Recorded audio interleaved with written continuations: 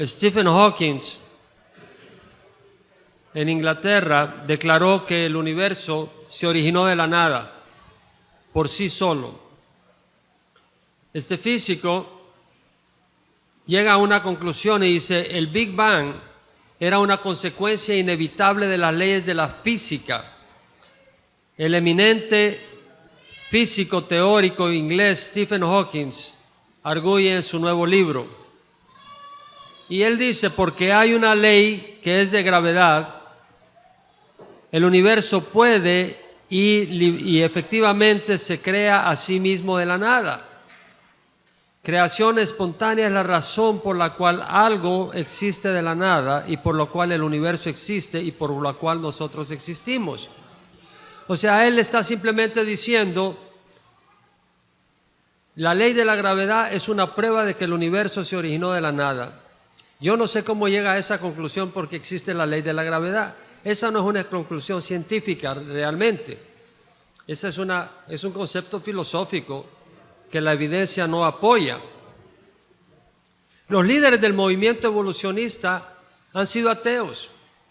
Isaac Asimov, un escritor prolífico en los Estados Unidos que ya falleció, era ateo, de la Universidad de Boston. Stephen Jay Gould, de la Universidad de Harvard, era ateo. Carl Sagan, de la Universidad de Cornell, era ateo. Ernest Mayr, de la Universidad de Harvard, era ateo. Richard Dawkins, actualmente en la Universidad de Oxford, es ateo. Isaac Asimov dijo: yo soy ateo, no tengo la evidencia para probar que Dios no existe, pero no deseo perder mi tiempo. Bueno, si Dios existe, más vale la pena averiguar si existe y conocerle, porque su vida depende de él. La evolución es una creencia incapaz de explicar innumerables evidencias que demandan un creador. En la revista Time del año 2007, la portada decía: lo que nos hace buenos o malos. Y tienen la foto de Mahatma Gandhi y de Adolf Hitler. Y dice: los humanos son las criaturas más nobles del planeta y las más salvajes. Y luego dice: la ciencia está descubriendo por qué, pero luego dice: no sabemos. Pero vea este artículo lo que dice: lo que nos separa de las otras especies es nuestro alto sentido de la moralidad, un entendimiento primario de lo bueno y lo malo, de lo correcto y de lo incorrecto. El juicio moral es consistente de persona a persona, el juicio moral. Dice Mark Hauser, profesor de psicología de la Universidad de Harvard y autor de Mentes Morales. El comportamiento moral, sin embargo, está disperso por toda la gráfica. Las leyes que conocemos y que intuitivamente sentimos no son las que siempre seguimos. En otras palabras, él dice: los animales no tienen un juicio moral.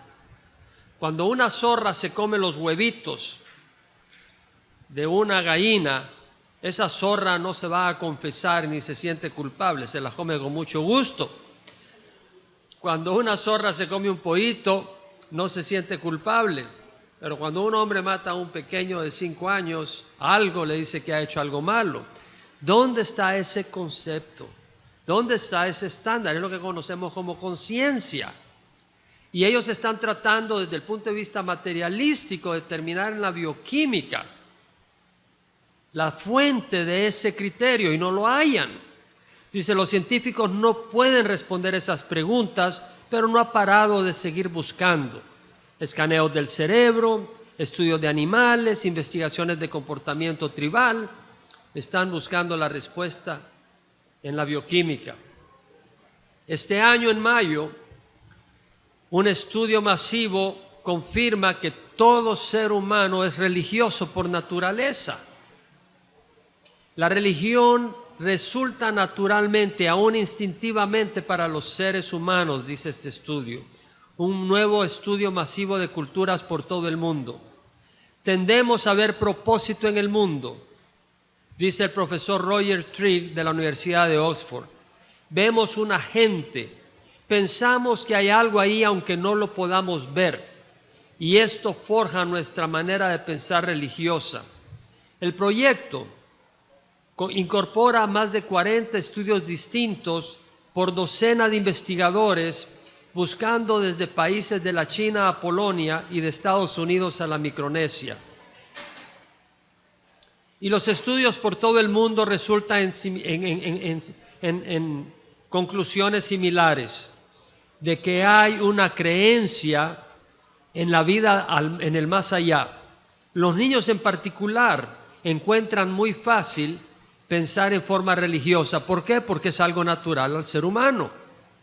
Y aún los adultos saltan primero a explicaciones que implican un agente invisible. Es básico en la naturaleza humana. La religión, el carácter religioso del hombre es natural, dice ese estudio. Bueno, ¿qué fue primero, el huevo o la gallina? A ver, ¿quién dice que fue primero el huevo? ¿Puede levantar la mano? ¿Quién cree que fue la gallina? Ah, está bien. Bueno, los científicos tratan de investigar qué fue primero. Bueno, sabemos que para que haya un huevo se necesita una gallina y un gallo también. Y bueno, y para que haya una gallina y un gallo tiene que haber un huevo. Está complicado a menos que crea que hay un creador que hizo la gallina. O pudo haber hecho primero el huevo, pero si hubiera hecho primero el huevo, el pobre pollito no tiene quien le cuide, así que lo más lógico que hizo la gallina, y eso es lo que dice Génesis. Ahora, mira lo que dicen los científicos. En la Universidad de Nottingham, en Inglaterra, en el año 2006, sacan un estudio que dice, ¿qué viene primero, el pollo o el huevo? Y dicen, el pollo y el huevo, el debate ha sido resuelto. Un equipo hecho por un geneticista, un filósofo y un creador de pollo dicen haber encontrado la respuesta, y la respuesta es el huevo. Y esta es la razón que dicen. La razón es que el material genético no cambia durante la vida de un animal. Es decir, un pájaro, si sufre cambios genéticos, no se va a convertir en un pollo. Entonces dice, lo que tuvo que haber ocurrido es que un pájaro, un ave, puso un huevo y ese huevo resultó ser huevo de pollo. Y nació el pollo. Porque si un canguro pone un huevo y de ese huevo nace un avestruz, ese huevo no es un huevo de canguro, es huevo de avestruz.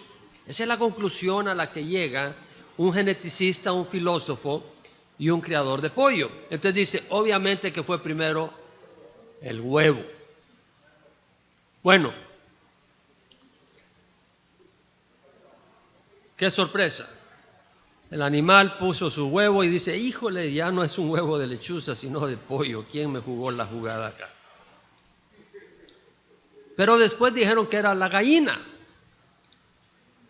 4 años después dijeron que era la gallina. Y la razón es que encontraron que hay cierta proteína necesaria para la cáscara del huevo que se produce en los ovarios de la gallina. Entonces dijeron, bueno, para la cáscara del huevo se necesita esta proteína que se produce en el ovario de la gallina. Entonces tenía que ser la gallina. Entonces tuvo que ser primero la gallina. Pero ¿quién hizo la gallina? Ese es el problema, siempre se quedan sin respuesta. Entonces dice, la gallina, pero después dicen, pero tal vez no. Sin embargo, el artículo del periódico dice, científicos resuelven el problema del huevo y la gallina. Y después dicen que no. Entonces la gente que solo lee los encabezados ahí en Estados Unidos, cree todo lo que dicen los encabezados, pero cuando empieza a leer el contenido con un ojo crítico, usted dice, me estás haciendo bailar. Para creer en evolución se requiere fe. Y para creer en creacionismo se cree fe. Porque si usted llega donde un evolucionista le dice, oye, dime tú, ¿crees tú en evolución? Sí, creo en evolución. Pero ¿por qué no veo evolución ahora? ¿Por qué no veo las especies evolucionando ahora? Y te dice, bueno, porque evolución ocurre muy lentamente. Tan lentamente que no la puedes ver. Entonces uno dice, bueno, entonces evolución se debería de ver en el registro fósil, en las capas sedimentarias, en los estratos sedimentarios. ¿Por qué no se ve? Ya no tiene respuesta. Entonces vienen los neodarwinistas y los post-neodarwinistas dicen, bueno, evolución no se ve en el registro fósil porque hubieron cambios radicales cromosomales, donde una especie dio un salto grande. Y esos saltos fueron poblaciones muy pequeñas y muy inestables, por lo cual no dejaron registro en el registro fósil. Y después de unos 2, 3 o 4 saltos, apareció la otra especie. Entonces, si evolución es tan rápida, decimos, ¿por qué no la vemos ahora? Se queda sin respuesta. Entonces, para creer en evolución del universo, nadie estuvo ahí, como le dijo el Señor a Job, ¿dónde estabas tú cuando yo echaba los cimientos de la tierra?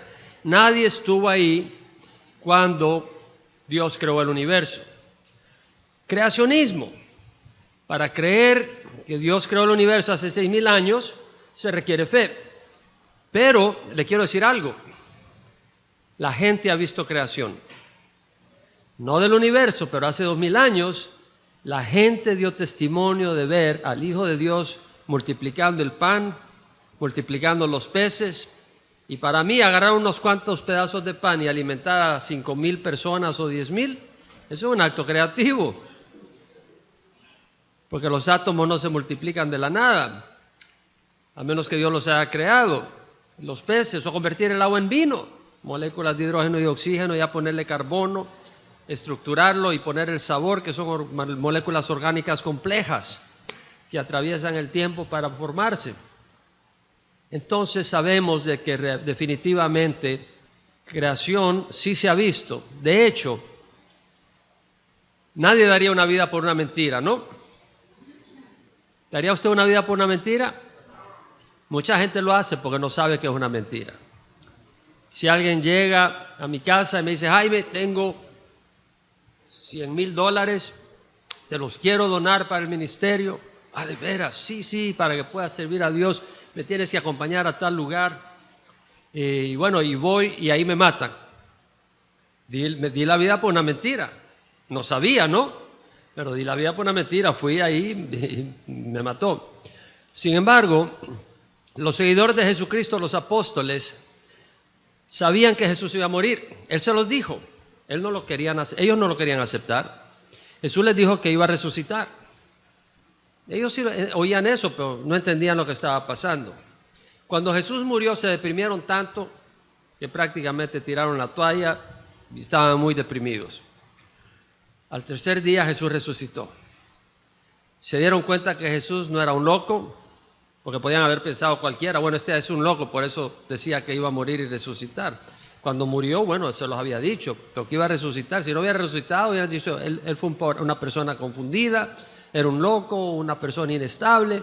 Pero Jesús resucitó y ellos dieron sus vidas. A Pedro lo colgaron pies arriba y lo crucificaron. A Pablo le cortaron la cabeza.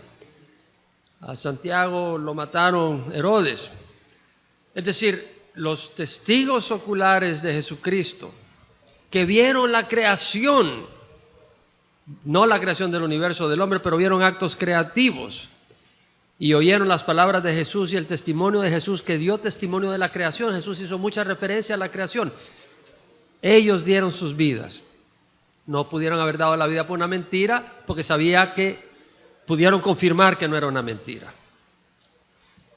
Y lo que quiero decir es que tenemos evidencias de que el Creador caminó hace 2,000 años y podemos creer en creación desde ese punto de vista. Ahora, ¿qué piensa usted? Bueno, no necesita depender de la opinión de otros. Usted mismo puede buscar y encontrar la verdad. La clave en la hipótesis sobre orígenes es ver qué hipótesis se acopla mejor a la evidencia natural y científica que nos rodea.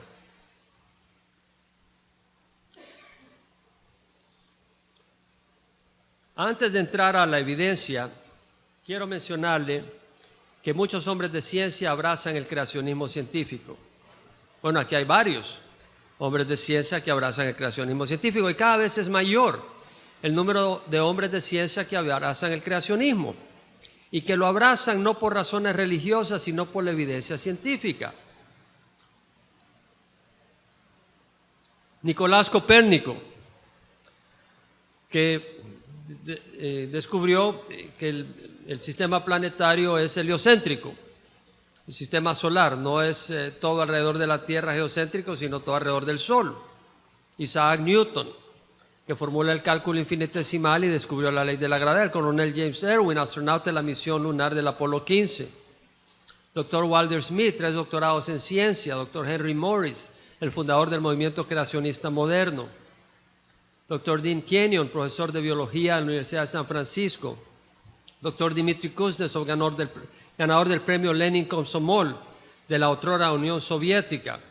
Dr. Philip Johnson, graduado de la Universidad de Chicago y de Harvard, y maestro de leyes y de la lógica de argumento en la Universidad de Berkeley. Dr. Walt Brown, doctorado de ingeniería de MIT, jefe de estudios de ciencia y tecnología, profesor de matemáticas y computadora. Nicolás Copérnico en el siglo XV decía y hablaba del mecanismo del universo forjado por un creador sumamente bueno y ordenado, el sistema que el mejor y más ordenado de los artistas armó para nosotros. Un hombre de ciencia, hombres que han revolucionado nuestro entendimiento de las cosas, hombres científicos. Isaac Newton dijo: el sistema más hermoso del Sol, los planetas y los cometas solo pueden proceder del consejo y dominio de un ser inteligente y poderoso, un ser que gobierna todas las cosas y es Señor de todo. No me diga que Isaac Newton era un tonto, era un hombre científico, sabio.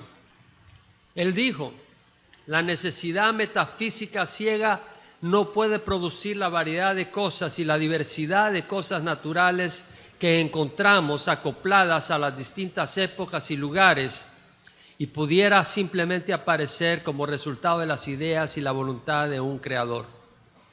Es decir, necesidad metafísica ciega no puede producir nada.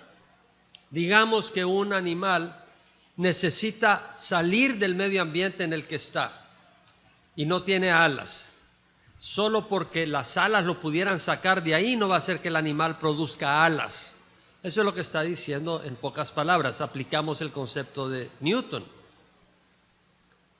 Werner von Braun dice: uno no puede ser expuesto a la ley y al orden del universo sin concluir que debe de haber diseño y propósito detrás de él.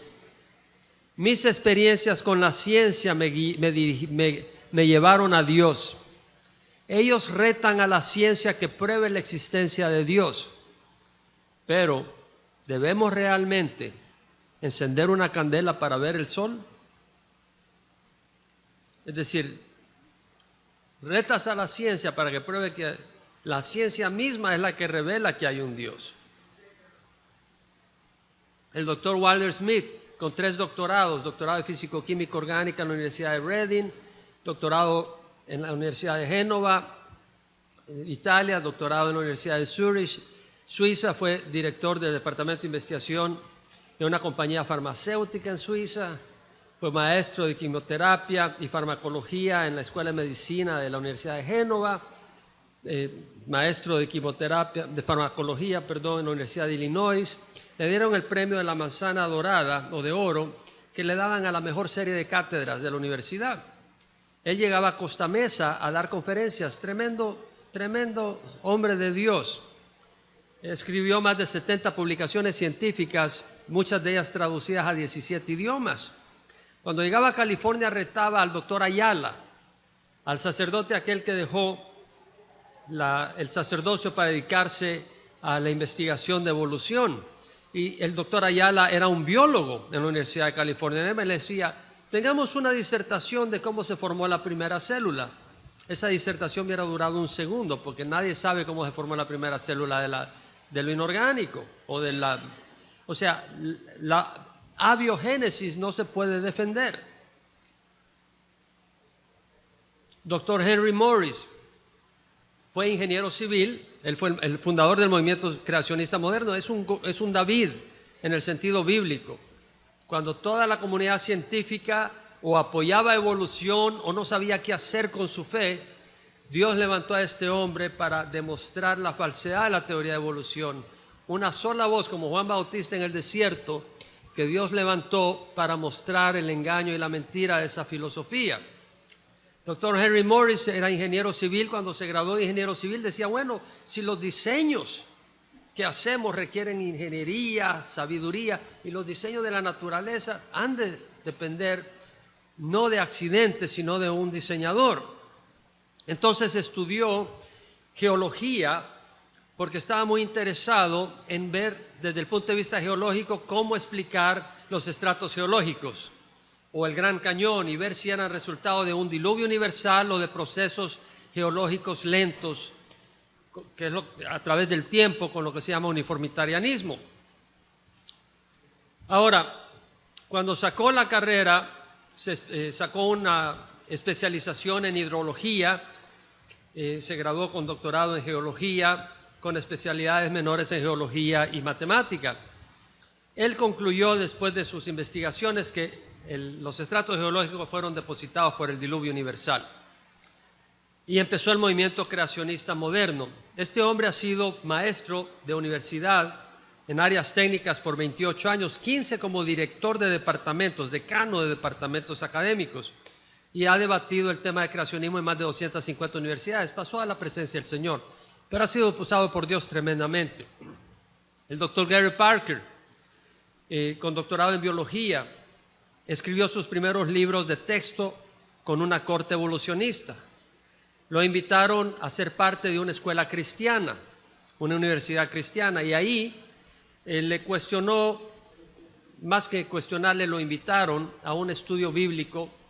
Uno de sus colegas ofrecían café y donuts y pues él con su debilidad dijo voy a ir. Y ahí se convirtió al Señor, aunque creía en evolución. Dijo, bueno, tal vez Dios creó por evolución. Y uno de sus colegas le dio un libro sobre creacionismo y empezó a hablar con él, y él agarraba y lo tiraba bravo. Decía, esto no tiene lógica, esto no tiene sentido, me quieren mandar a la edad oscura. Pero empezó a leerlo con calma porque su amigo le insistió, léelo, no seas tan reactivo, léelo, considéralo. Después de 1 año y medio él estaba convencidísimo que evolución estaba equivocado, que no era cierto. Entonces son personas que han considerado el tema críticamente. Son personas que eran evolucionistas, conocen el otro lado de la cara, la otra cara de la moneda, y han considerado el tema y han llegado a estas conclusiones.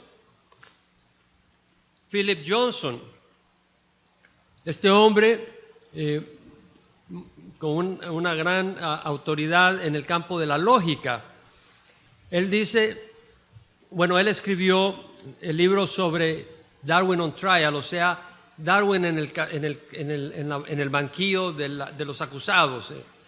Y prácticamente este hombre estudió el darwinismo o tomó en sus manos el exponer el darwinismo porque vio que los libros que defendían la teoría eran dogmáticos y no convincentes. Por lo tanto, él escribió para dar información que la gente tenga la libertad de poder tomar una decisión sana y libre, y no porque no haya sido influenciada solo por argumentos dogmáticos y no bajo la libertad de ver la información claramente. Este hombre dice lo que está pasando con el darwinismo es que lo que ellos han hecho es poner la carreta antes que poner los caballos.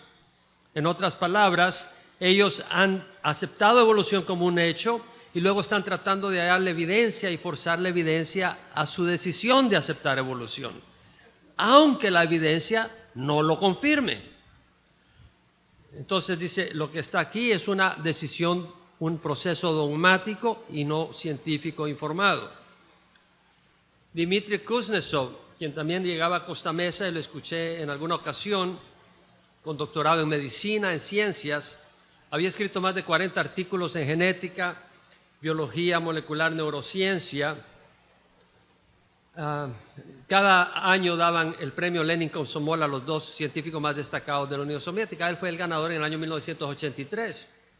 Y vino a Estados Unidos a hacer estudio de posgrado, y en estudio de posgrado en Yale, en Princeton, se encontró colegas que le cuestionaron su punto de vista ateo y evolucionista.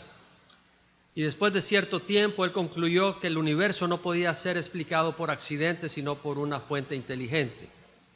Y luego leyó la Biblia y se concluyó que el Dios de la Biblia es el creador. Y empezó el movimiento creacionista moderno en Rusia. Dr. Gregory Brewer, profesor de neurología y microbiología de la Universidad del Sur de Illinois, dice: muchas preguntas hechas por los contemporáneos de Darwin permanecen sin respuesta.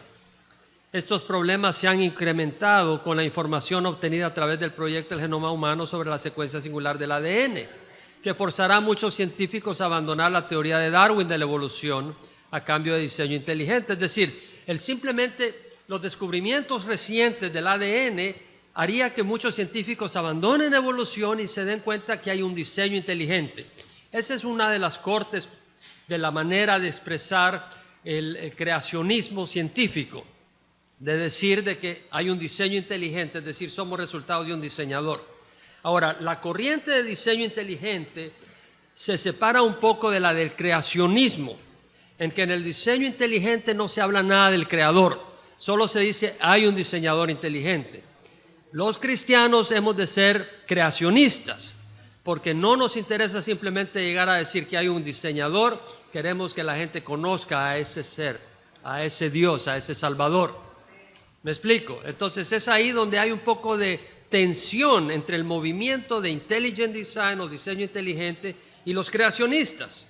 Hay muchos científicos brillantes, pero ellos llegan hasta decir el universo prueba que hay un diseñador, pero tú puedes decidir quién es ese diseñador.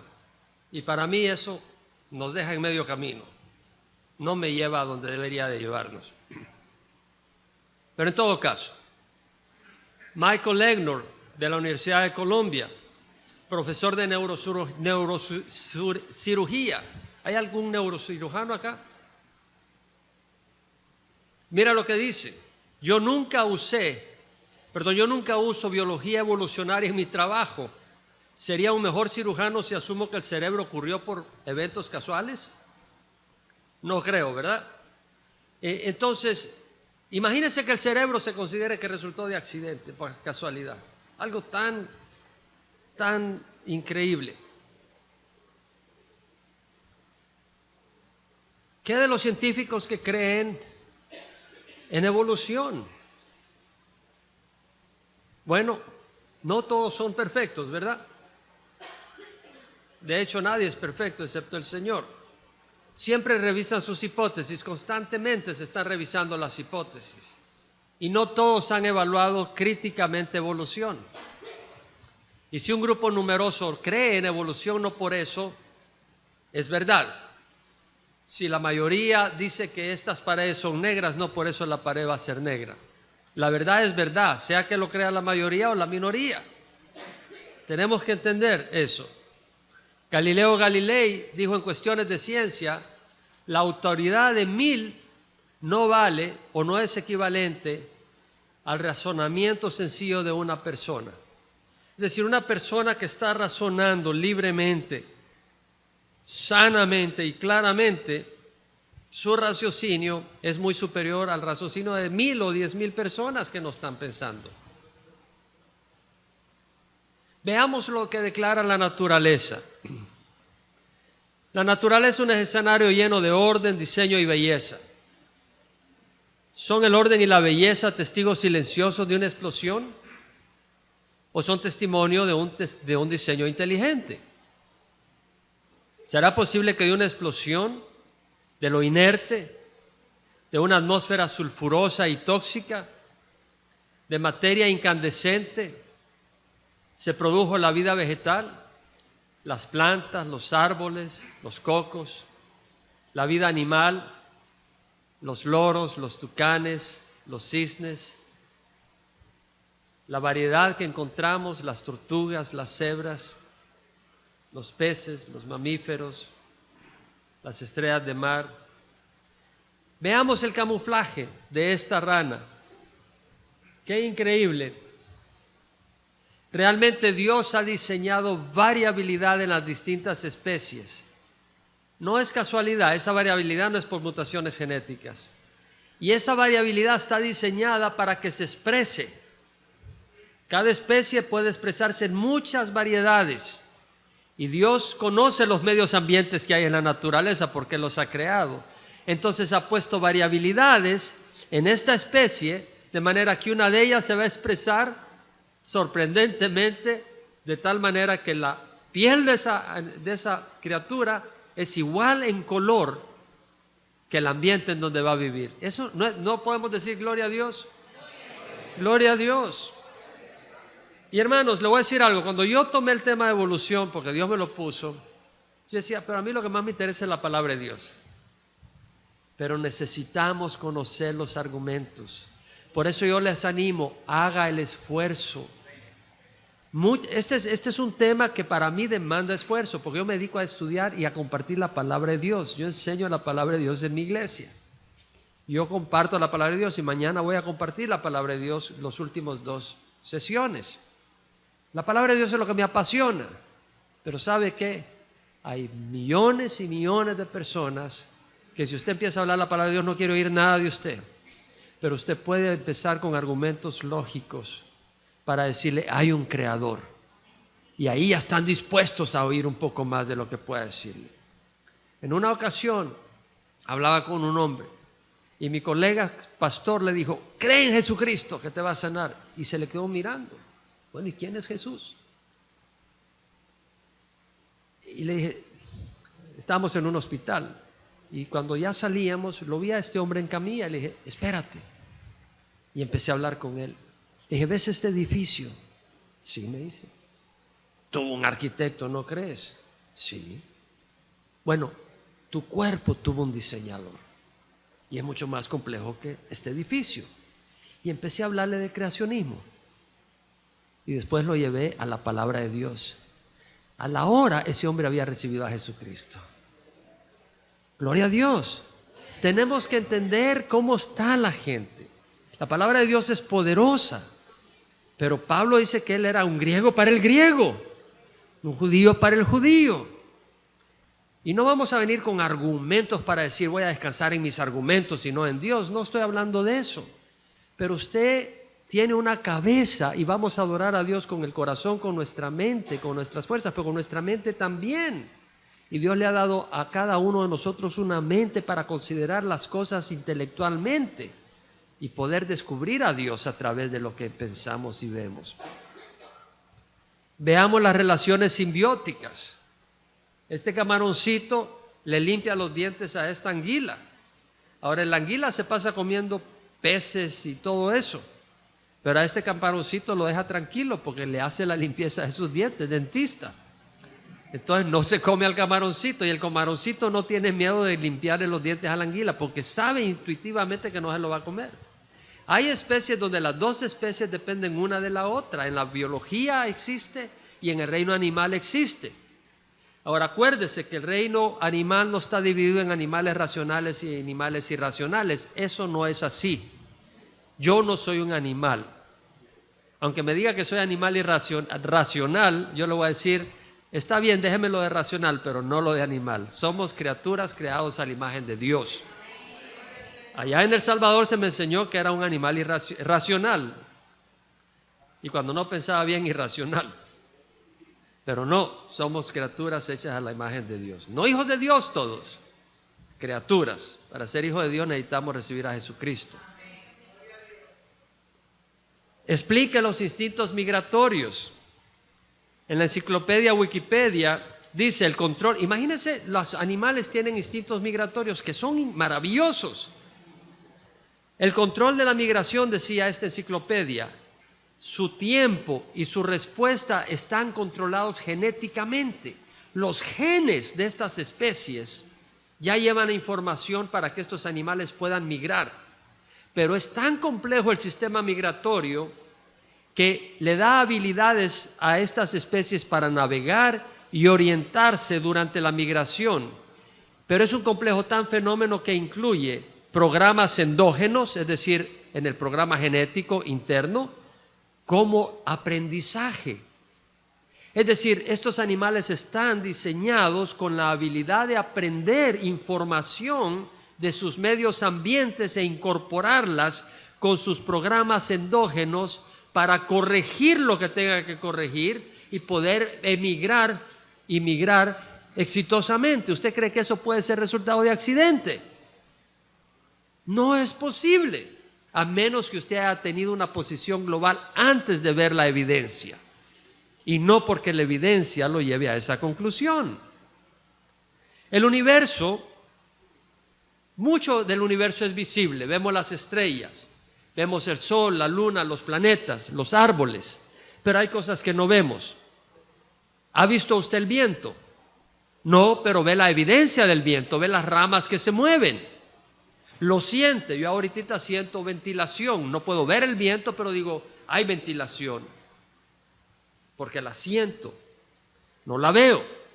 Hay una manifestación. La siento en la forma del tacto, de los nervios que perciben, no visiblemente. No lo vemos visiblemente. De la misma manera, no vemos la gravedad. ¿Ha visto usted la fuerza de gravedad? Nadie la ha visto. Pero usted no desafía la fuerza de gravedad y camina más allá de un puente. Se viene para abajo y se quiebra por desafiar la ley de la gravedad porque no la ve. Y si usted desafía a Dios porque no lo ve, se va a quebrar también. No lo desafíe porque no lo ve. No ve la fuerza magnética, pero no por eso no deja de existir. No ve la electricidad, pero no moje sus dedos y póngalos ahí, porque le va a dar una buena sorpresa eléctrica.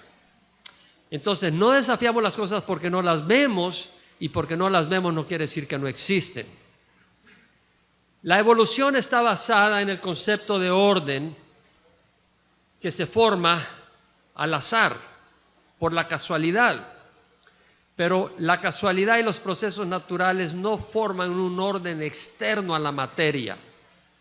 Por ejemplo, si ponemos 26 pelotitas de vidrio en la mesa y nos vamos y a los 3 días regresamos y vemos una estrella de 5 puntas en el suelo, ¿quién de ustedes diría, mira lo que hizo el viento? Nadie. Porque ese orden, esa organización no es natural. No hay ninguna propiedad físico-química, física, química, magnética, electromagnética que organice esas piezas en ese orden geométrico. Entonces tuvo que haber una inteligencia externa que lo puso. Lo mismo un edificio. Las partes están complejamente unidas, organizadas, de manera que siempre que vemos un diseño hay un diseñador. Imagínese el ojo, el órgano de la vista. ¿Y qué más que los médicos acá pueden entender eso? Dentro de lo poco que sé en este campo, un lente por el cual entra la luz. Y cuando sale afuera y hay mucho sol, ¿qué pasa con la pupila?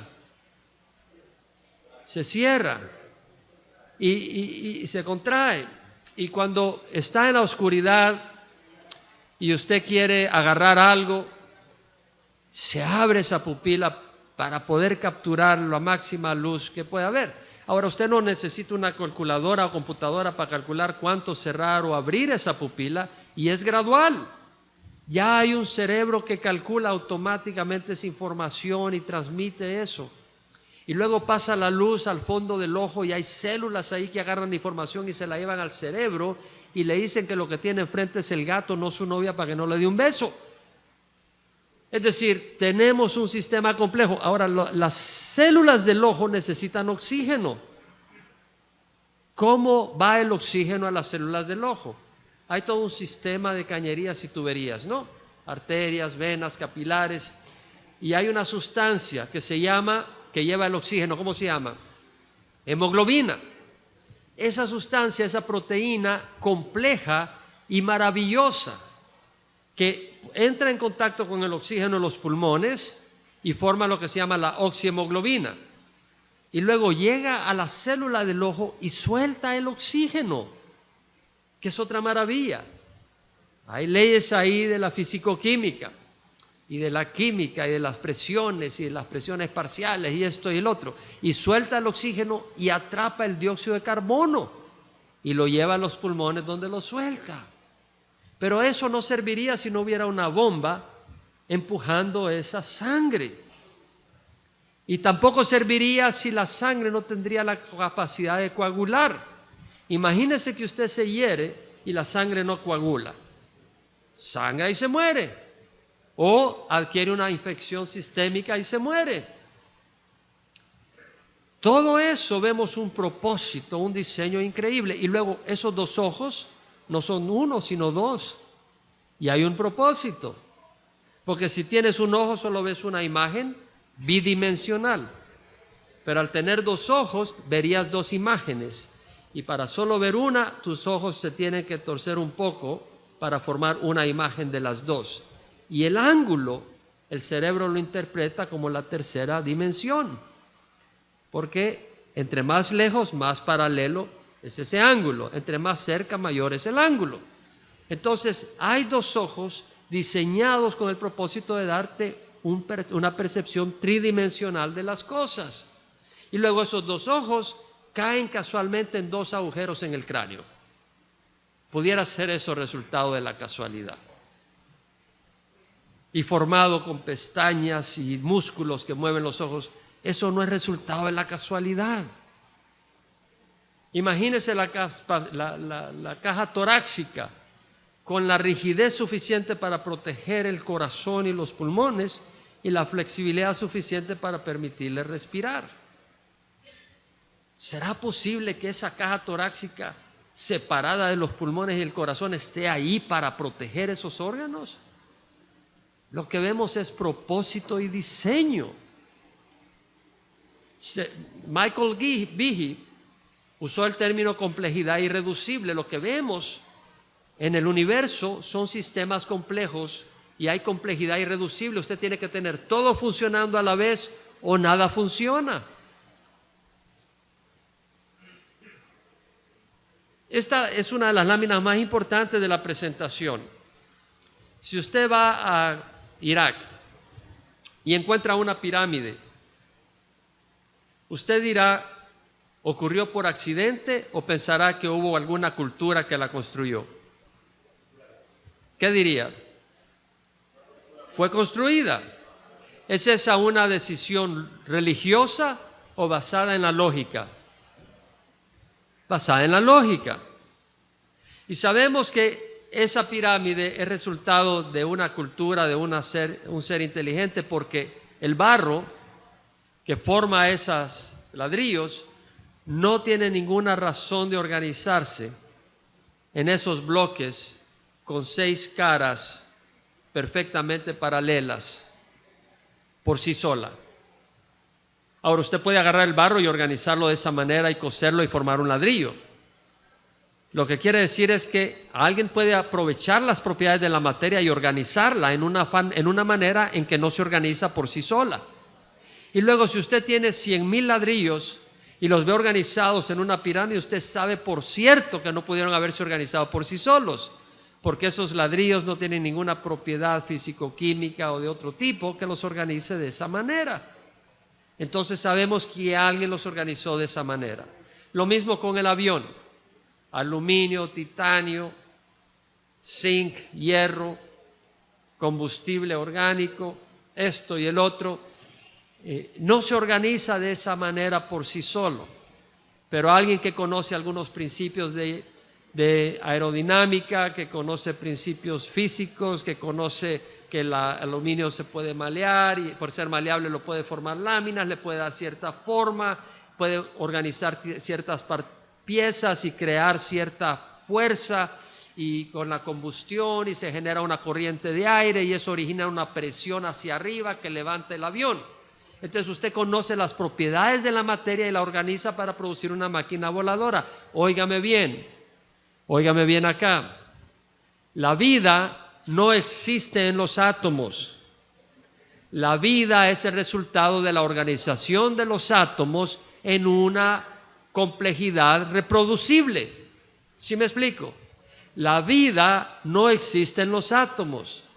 Y óigame bien, los átomos no tienen la tendencia natural de organizarse en las moléculas de la vida. Así como el barro no tiene la tendencia natural de organizarse en ladrillos por sí solo, Así como el aluminio, el titanio, los hidrocarbonos no tienen la tendencia de organizarse de la manera que aparecen en el avión, alguien, conociendo las propiedades de esos átomos, los organizó formando las primeras células de todos los organismos vivos y las organizó de manera que esas células sean autorreproducibles. ¿Es claro este concepto? ¿Quién puede decir que es claro? Levanta la mano si fue claro para ti. Este concepto es claro, es muy vital. La vida, pero lo entendemos, es muy clave. La materia no se organiza por sí sola. Pero uno dice, bueno, ¿y la vida no genera vida? Sí, porque ya hay un programa. Y ese programa en la molécula del ADN tuvo que haber sido hecho por un programador. No se organizó, es como pensar que el programa de computadora se organizó por sí solo. No, hubo un programador. La molécula del ADN es un programa, que es un código que está incluido ahí, y alguien lo organizó aprovechando las propiedades de la materia para formar una pieza autorreproducible. Vemos el impacto acá. Para mí, esa conclusión define científicamente que tuvo que haber un creador. ¿Quién puede decir amén? A veces yo escucho a creacionistas decir que la creación no se puede comprobar que hubo un creador, y lo dicen para no ofender a los evolucionistas, pero le voy a ser honesto, yo estoy convencido que la creación se puede comprobar. La evidencia natural prueba que hay un programador, prueba que hay un creador. En este artículo del New York Times decía, el cuerpo humano está construido por 100 billones de células. 100 millones de millones, imagínense todas esas células trabajando juntas.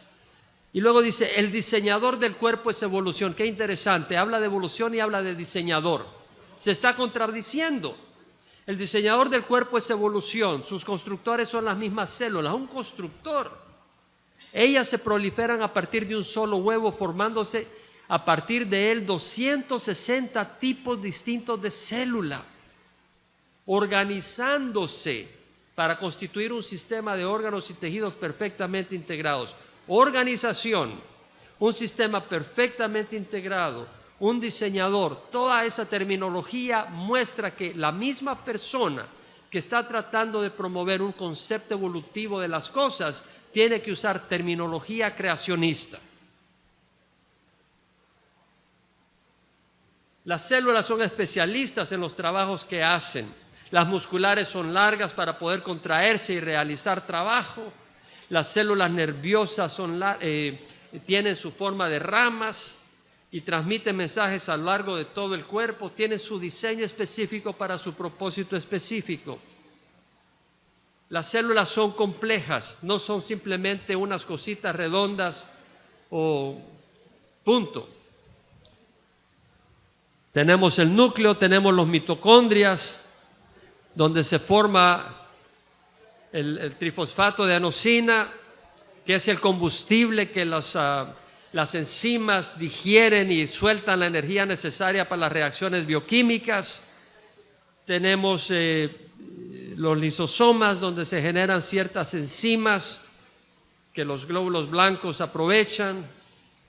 Tenemos el aparato de Golgi, donde se forman las hormonas que se liberan al resto del cuerpo para propósitos específicos. Se producen sustancias que no son para ser usadas por las células, sino para otras partes del cuerpo. Vemos una complejidad maravillosa de la célula. Por ejemplo, la membrana celular, una doble capa fosfolípida. Eso no puede haber formado por accidente. La célula es una fábrica diminuta que tiene un programa genético, un plan maestro. Y esa célula se empieza a crecer, es decir, a duplicar y a multiplicar por mitosis, y se va especializando. De manera que las células troncales embriónicas se van convirtiendo en las distintas células. De una célula se forma todo el ser viviente, con todas sus características. En el huevo de la gallina, la yema tiene toda la información para hacer a la gallina, el pico, las patas, las plumas, el cerebro, los ojos. Hay más información que una librería de 10,000 libros. Por eso cuando usted se come 2 huevos le da indigestión, tanta información que come. No se coman más de 2 huevos porque entonces se enferma. La molécula del ADN dentro del núcleo. Acá tengo médicos y bioquímicos que saben esto mucho mejor que yo. Sé un poquito de algunas de las cosas porque son argumentos sencillos, me explico. Es decir, yo no soy especialista en bioquímica, yo estudié ingeniería química, no bioquímica, yo no estudié biología. Pero usted sabe que en cada campo hay ciertos criterios que usted puede comprender que destruyen la teoría de evolución en esos campos. Es increíble. Y yo le voy a decir que yo dejé de creer en evolución no por ningún argumento científico. Dios trató conmigo en un viaje que estaba haciendo de Westinghouse, de Georgia para Pittsburgh, Pensilvania, mientras trabajaba en investigación y desarrollo para ellos. Y le voy a compartir en una oportunidad en estas mismas conferencias. Pero la molécula del ADN tiene 6 moléculas.